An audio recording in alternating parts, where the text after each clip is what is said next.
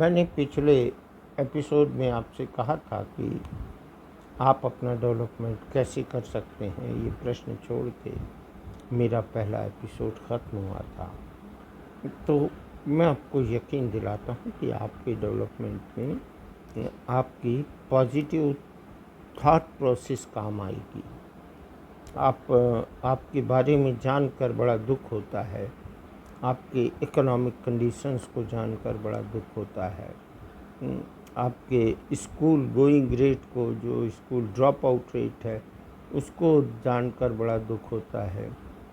आपके यहाँ जो शिक्षा का स्टेटस है, एजुकेशन का स्टेटस है, उसको जानकर बड़ा दुख होता है। आपसे बेहतर है 25 साल बाद आपसे अलग हुआ जो हिस्सा है पाकिस्तान का, पूर्वी पाकिस्तान यानी जो अब बांग्लादेश है, उसकी इकोनॉमिक ग्रोथ बहुत तेज़ी से बढ़ गई है।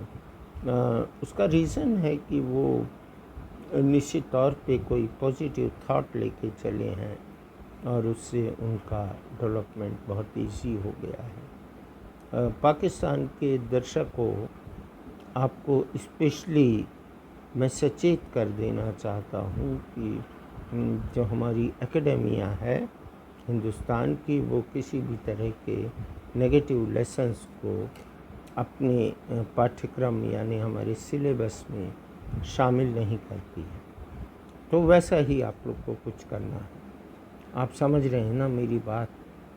मैं चाहता हूँ कि आपके यहाँ अर्ली चाइल्डहुड एजुकेशन जो है वो बहुत स्ट्रांग हो, और उसका स्ट्रांग होना जो है वो दक्षिण एशिया में अच्छे बच्चों की संख्या को बढ़ाने के लिए काफ़ी होगा। आप नहीं जानते कि हिंदुस्तान में सबको बराबर अपॉर्चुनिटी मिलती है। हमारे साथ कई सारे मोमिन ऑफिसर्स मेरे साथ काम करते हैं और बाकायदा वो राष्ट्र की मूल धारा में यानी कि मेन स्ट्रीम ऑफ नेशन में उनका योगदान दिखता है, उनका कंट्रीब्यूशन दिखता है, नज़र आता है। आपको जो समझाया जा रहा है उसको समझने के लिए आप हम लोगों से बात कर सकते हैं। आप अगर, चूँकि मैं उर्दू नहीं पढ़ सकता, तो अगर आप टिप्पणी करते हैं तो नीचे आप उसको रोमन लैंग्वेज में लिखिएगा, रोमन अक्षर में लिखिएगा, ताकि हम समझ पाएंगे कि आप क्या कहना चाह रहे हैं और आप हमसे कितना हामी हैं और कितना आप हमारे बारे में जानना चाहते हैं। तो हिंदुस्तान के बच्चे का म्यूज़िकल बैकग्राउंड जब मैं देखता हूँ, जिस इंस्टीट्यूशन को रन करता हूँ, तो मैं उनको बहुत सारी चीज़ें बताता हूँ।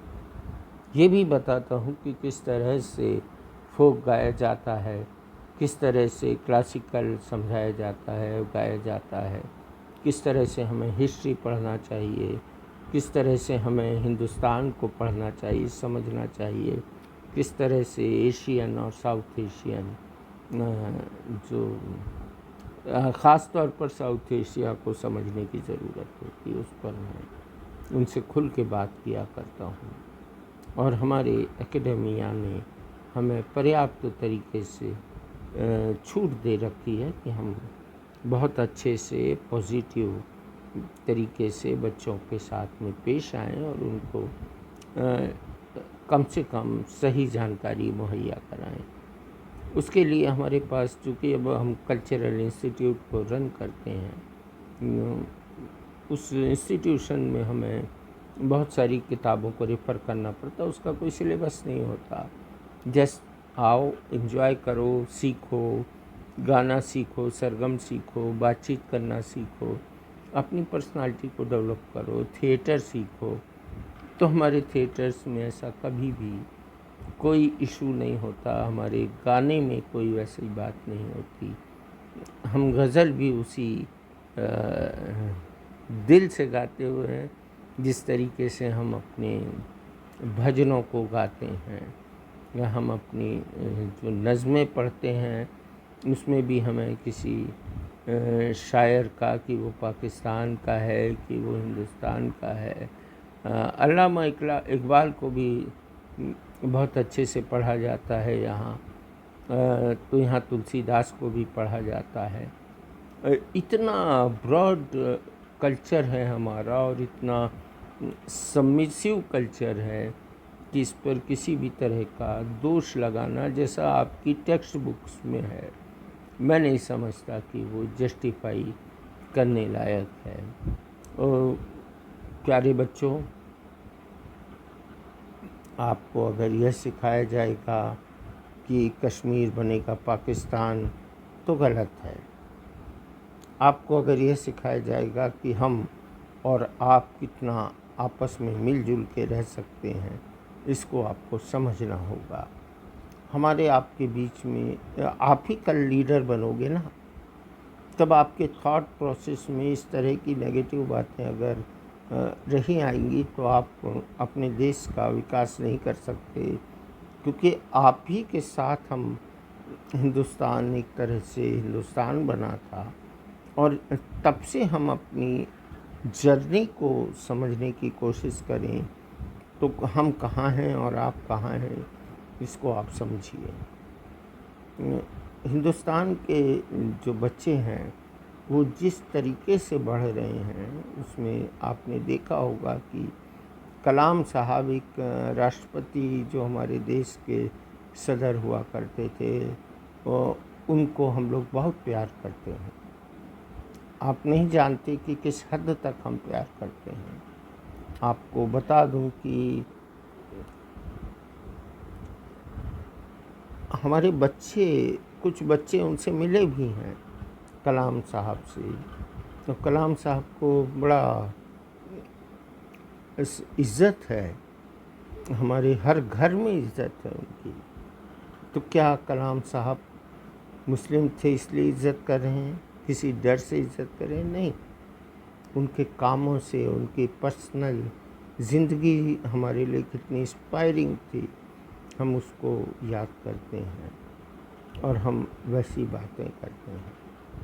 हमारे हिंदुस्तान में कहीं भी कोई ऐसा एनवायरनमेंट नहीं है जैसा आपको समझाया जा रहा है। तो बच्चों, जो सबके प्रति, सबके लिए जो सद्भावना यानी कि अच्छी भावनाएं हैं, अब उसको उर्दू में क्या कहते हैं मुझे नहीं मालूम, जो आपके जज्बात हैं वो जज्बात हमारे लिए पॉजिटिव होने चाहिए, क्योंकि हम पॉजिटिव हैं। मैं उन बच्चों की तरफ से आपसे रिक्वेस्ट करूंगा कि आप, अब तो इंटरनेट का युग है, सोशल मीडिया का युग है, तो आप जानिए कि हम लोग किस तरह से आपको या एक कम्युनिटी विशेष को हम लोग किस तरह से ऑनर करते हैं, कैसे सम्मान करते हैं। मुझे बड़ा दुख हुआ, एक सीरियल देखा, सरहद के पार, एक वीडियो इंटरव्यू मैंने देखा तो पता चला कि आपके यहाँ, आपके देश में, आपकी टेक्स्ट बुक में इस तरह की बातें सिखाई जाती हैं जो कि हिंदुस्तानी लोगों के खिलाफ मुखालिफ होती हैं, उनके विरुद्ध बातें होती हैं, और ये तरीका गलत है। अगर हम इतने ही कमज़ोर होते तो शायद आपकी तरह हम समस्याओं से यानी मुश्किलात से घिरे रहते और हमारे यहाँ कोविड का टीका नहीं बनता। हमारे यहाँ 4-4 टीके बन के तैयार हो चुके हैं और इसका नज़ारा आपने देख ही लिया होगा। वो समय जबकि हम लोगों को, आप लोगों को भी अभाव यानी मुश्किलों का सामना करना पड़ रहा था।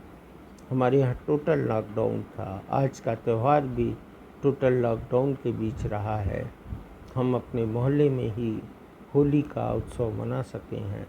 कल भी होली बहुत इसी तरह से खेली जाएगी। बड़ा मीनिंगफुल है ये हमारे देश के लिए ये त्यौहार, ये भाईचारे का त्यौहार है और हम लोग इस तरह से आपस में मिलेंगे। लेकिन कल हम टोटल लॉकडाउन में रहेंगे और आज जो हम त्यौहार 2 दिन का ये मना रहे हैं, इस त्यौहार को उस तरीके से नहीं मना पाएंगे जो कोविड-19 के पहले कभी हुआ करता था।